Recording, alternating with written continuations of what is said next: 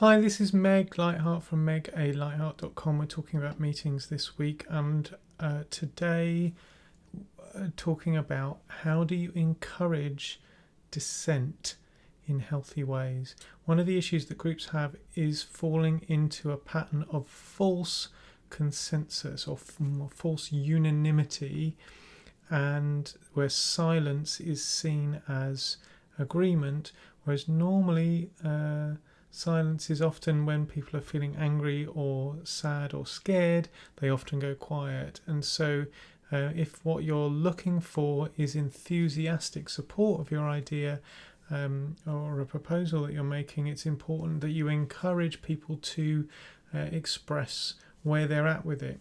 And the whole area of participatory decision making is an entire field that's too long to go into in an 8-minute video. I recommend the Facilitator's Guide to Participatory Decision Making by Sam Kano and his team. This is a brilliant book because really there's so many options for how you can make a decision as a group, and if you assume a decision making rule and it's not the one other people have in their mind, then you're in trouble.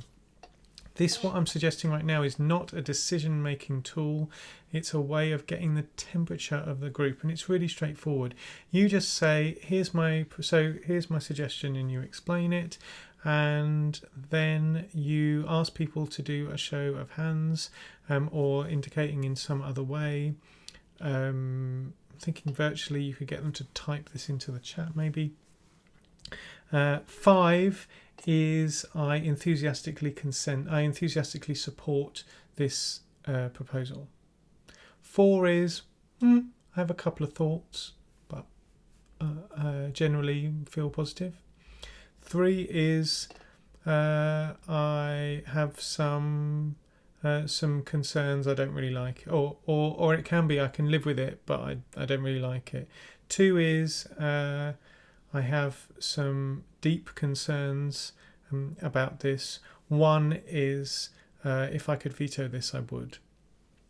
And you can also do a fist or a flat hand to go, I'm abstaining from this because it doesn't really affect me. Straight away, you're then finding out where are people at, and you can do this at various stages of discussion.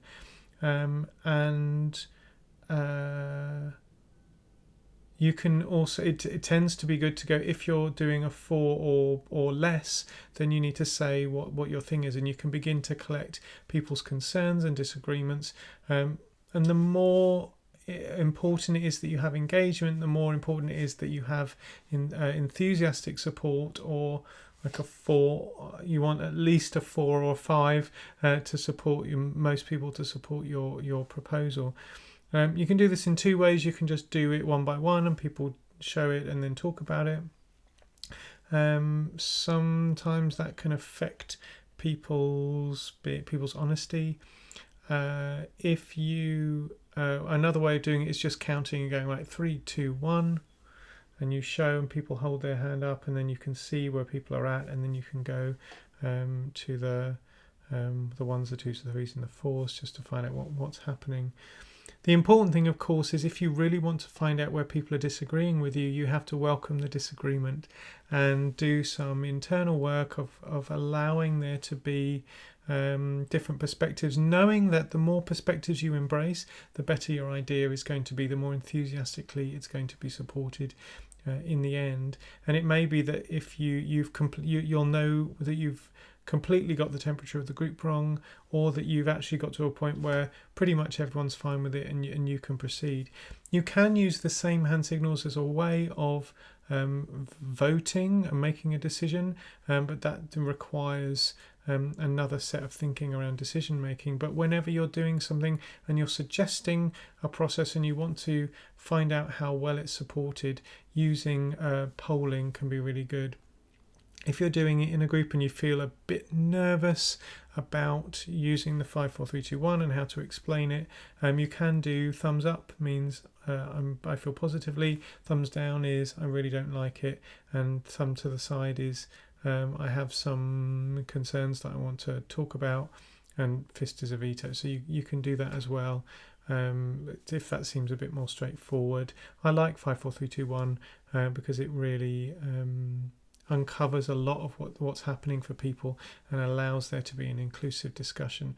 So when you're making a proposal to a group, see if you can bring that in. It's actually pretty straightforward to explain, and people get it quite quickly. And make sure that you're focusing in on the 1s and the 2s and the 3s and not skipping over them. And you're going to need to allow some time for discussion where you're capturing those ideas, allowing those ideas to be valid, and then you can poll again after there's been a discussion or a change in a proposal. It's one of the tools that you can use to make sure the group that you're in is much more participatory. So give it a go and let me know how you go. If you want some support in planning this kind of things, these things into your meetings, or you're wanting to build a more inclusive or participatory culture, then have a look at my coaching packages on megalightheart.com. If you have a steady income, you're not looking for a coach, but you'd like to support me in having a steady income, then go to patreon.com/megalightheart and you can become a monthly patron. Wherever you're watching this, click like, leave a comment, leave a question, share it with people who you think are going to like it, and if you're on YouTube, click subscribe to make sure you know about the next videos. Tomorrow we're ending our week of thinking about meetings, and we're going to do some things around what happens in terms of group dynamics when you're facing a really big decision, and sometimes we think something's going wrong when it's actually a natural part of group patterns. So I want to share something with you that's going to be useful. So I'm Meg Lightheart from megalightheart.com, and I'll see you tomorrow.